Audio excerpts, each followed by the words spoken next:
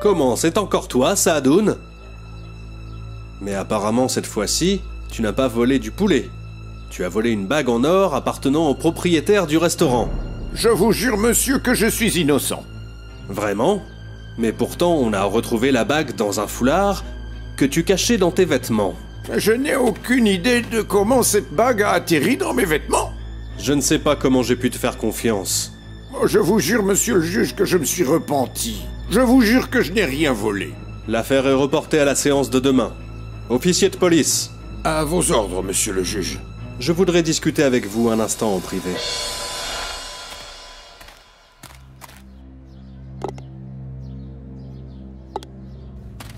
Je vous écoute, monsieur le juge. Est-ce que tu as fait une investigation sur les circonstances du crime? Bien sûr, monsieur le juge.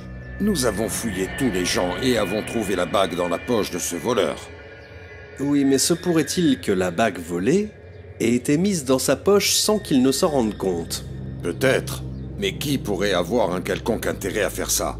Je ne sais pas, et c'est pour ça que je voudrais que tu fasses une enquête. Si vous me permettez, monsieur le juge, cette hypothèse est loin d'être logique. La logique n'est pas toujours de mise. Comment ça? Lorsque notre prophète Noé, que la paix soit sur lui, a décidé de construire un bateau en plein milieu du désert, c'était une chose loin d'être logique. Vous avez raison, mais il était prophète et savait bien ce qu'il faisait. Très bien, monsieur l'officier. Eh bien, nous aussi, il faut que nous sachions ce que nous faisons et que nous étudions notre affaire avec exactitude et honnêteté. Je suis à vos ordres, monsieur le juge.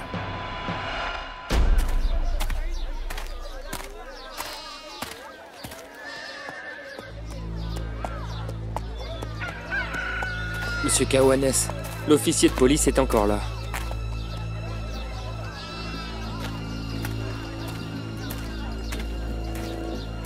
Bonjour à vous, messieurs. Bonjour, monsieur l'officier.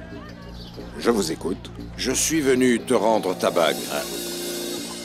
Cette bague n'est pas la mienne. Comment ça? Tu en es sûr? Regarde bien. Est-il possible que j'oublie la bague que j'ai portée à mon doigt pendant 30 ans? C'est celle qu'on a trouvée au doigt de l'accusé. La vraie bague est enroulée dans une serviette verte qu'il a dans ses vêtements. Et comment le sais-tu, toi? Hein? Il est clair qu'il a dû cacher ce qu'il a volé dans ses vêtements. Et tu sais avec précision qu'elle est enroulée dans une serviette verte? En fait, une fois, je l'ai aperçu en train de... Écoute, il vaudrait mieux pour toi que tu nous dises la vérité. Quelle vérité, monsieur l'officier? C'est toi qui as volé la bague et l'as cachée dans les vêtements de Saadoun pendant qu'il était en train de nettoyer le poulet dans son uniforme de restaurant. Oui, un instant, doucement, j'arrive. Un instant, j'ai dit. Monsieur l'officier de police, quoi de neuf? J'ai une grande surprise pour vous, monsieur le juge. Et ça ne pouvait pas attendre jusqu'à demain matin? Vous n'allez pas me croire, monsieur le juge. Vous aviez parfaitement raison, Saadoun n'a pas volé la bague. C'est son collègue qui l'a mis dans ses vêtements, car il craint qu'il ne prenne sa place. Il a fini par tout avouer. Excellent. Tiens, pour l'instant, bois ce jus d'orange et demain matin, tu m'informeras de tous les détails. Vas-y, bois. Ce jus est délicieux. Pourquoi veux-tu partir si vite? Mais enfin, je ne t'oblige pas à rester. Tu peux y aller, tu peux y aller. Au revoir, monsieur.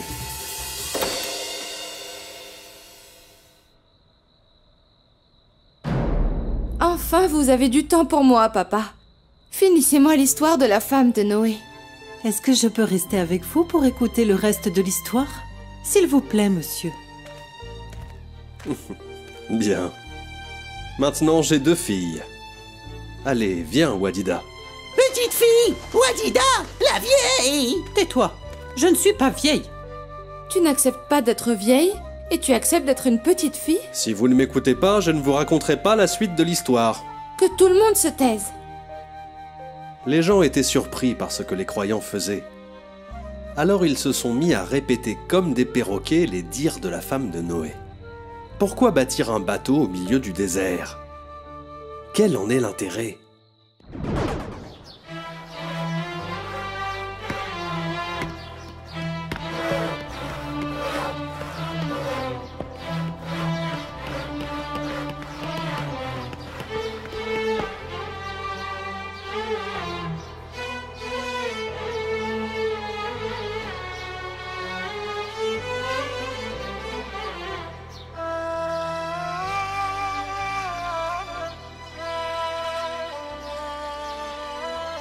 Nous avons fini tout le travail grâce à Dieu. Maintenant, nous devons rejoindre notre Père pour prier en remerciant Dieu. Ce que je suggère, c'est qu'un groupe s'en aille pour prier et que l'autre reste pour protéger le bateau. Je suis volontaire pour garder le bateau. Oh, quel gâchis! Toute cette quantité de bois, ce ne sont que des imbéciles. As-tu dit quelque chose, mon cher mari? Non, rien. Je remercie Dieu que nous ayons atteint l'objectif.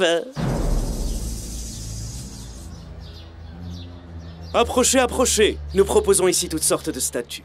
Je veux monter au bord du bateau, maman, et embarquer. Ne sois pas idiot.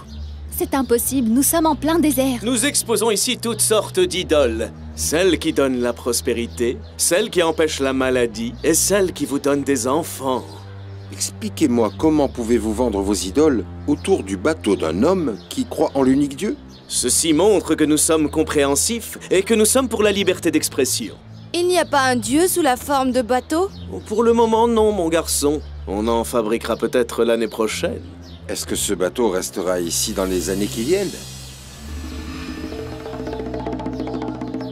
Évidemment. Où t'attends-tu à ce qu'ils se mettent à voler dans les airs?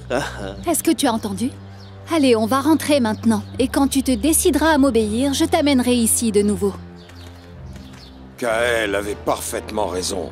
Tous les gens sont en train d'attendre de voir ce miracle se produire. Je me demande comment Noé et ses adeptes se sentent en ce moment.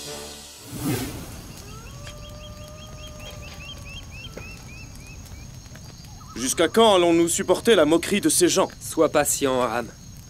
Le prophète nous a ordonné d'être patients. Laisse-les se moquer de nous, Am.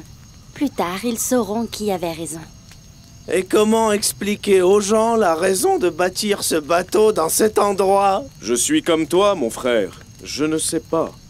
Mais c'est la révélation de Dieu à son prophète. Peut-être que le fleuve explosera et l'eau arrivera jusqu'ici. Ou bien la mer nous atteindra et le bateau pourra alors aller en mer. Est-ce que vous vous entendez parler? Depuis quand est-ce que la mer arrive jusqu'au désert? Et quel est ce fleuve dont tu es en train de parler? Fais attention, sois poli en parlant avec tes frères. Écoutez, je ne vois pas la mer. Je ne sens pas non plus son odeur. Mais ce qui est sûr, c'est que je crois en la prophétie de Noé. C'est un homme honnête qui a eu une révélation de Dieu. Et pour nous, c'est suffisant. Oui, c'est suffisant pour nous. Moi, je m'en vais quelque part où je peux trouver des gens raisonnables.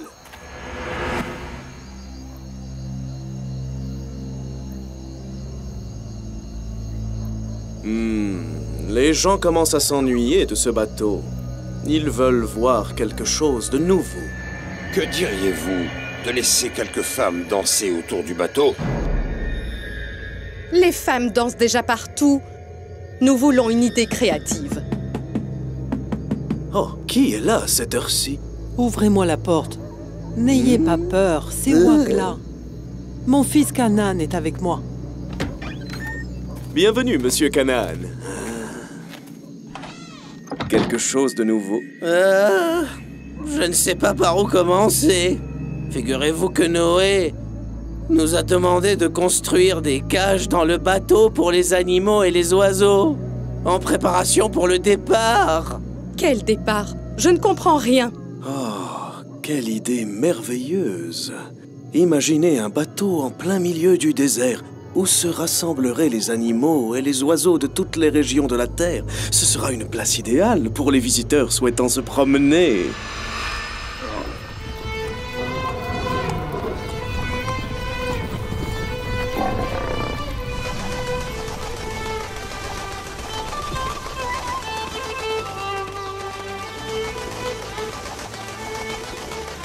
Regarde, mon frère.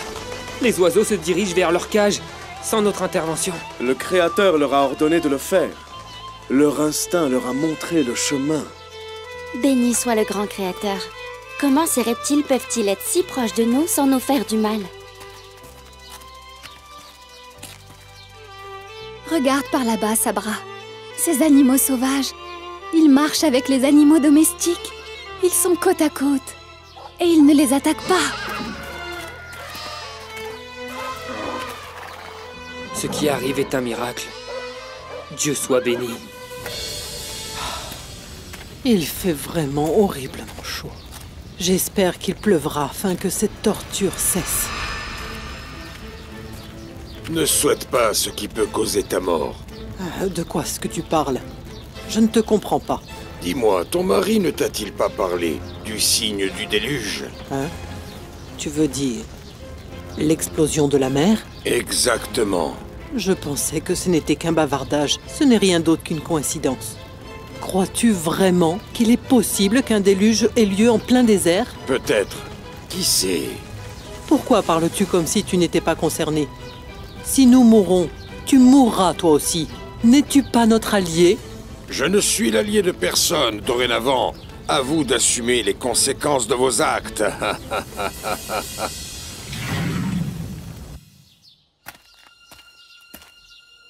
Réveille-toi! Nous devons monter à bord du bateau avant que le déluge n'arrive. Le déluge?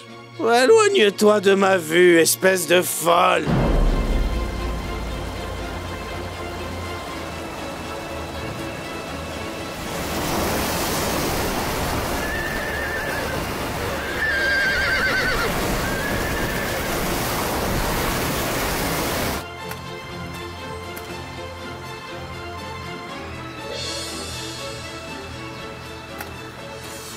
Kanan! Le déluge a commencé! Crois-moi, Kanan, lève-toi! Je t'ai dit de t'éloigner avant que je ne t'égorge!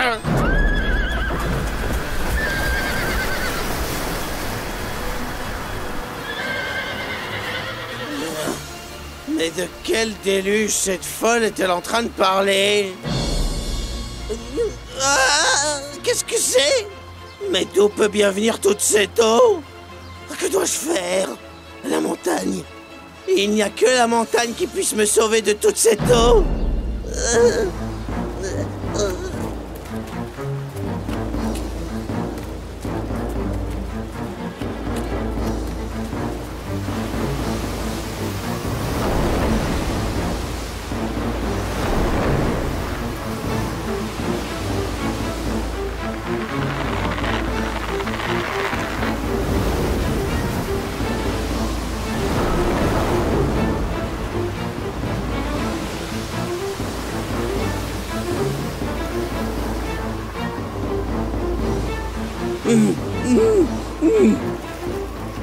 Maman!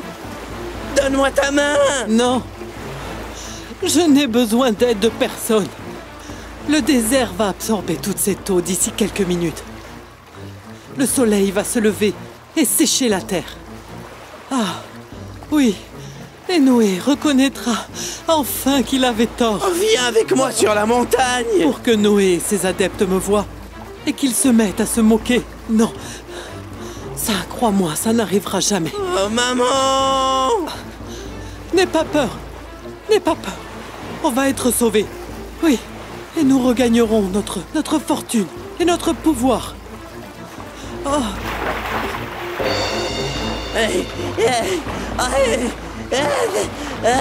Où est notre frère Kanan? Il est là-bas, sur la montagne. Kanan! Qu'est-ce que vous voulez?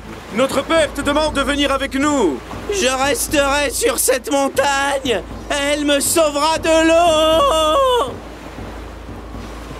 Qu'est-ce qu'il a dit? Je n'ai pas entendu à cause du son de l'eau.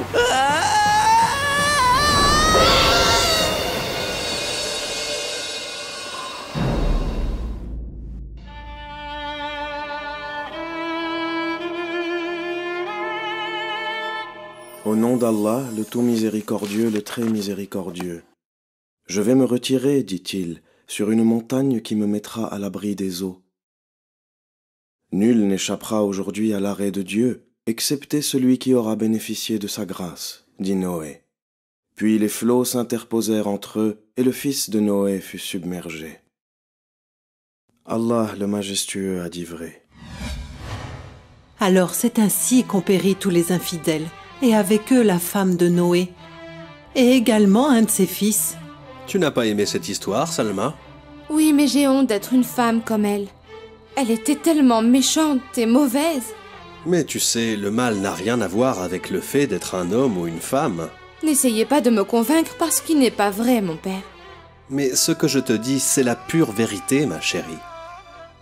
Et dans le livre d'Allah, il y a beaucoup d'histoires à propos de nobles femmes qui ont obéi à Dieu et qui ont été un idéal pour leur peuple. Comme qui? Comme Madame Sarah et Madame Hajar, les épouses du prophète de Dieu, Abraham, ou comme la mère de Moïse et sa sœur, les filles de Shoaïb et la Sainte Vierge Marie, qui a souffert du désaccord de son peuple et qui a été un exemple de patience, et Balkis, la reine de Saba, et d'autres femmes qui ont écrit l'histoire de l'humanité en lettres de lumière. Je te raconterai leur histoire si Dieu le veut.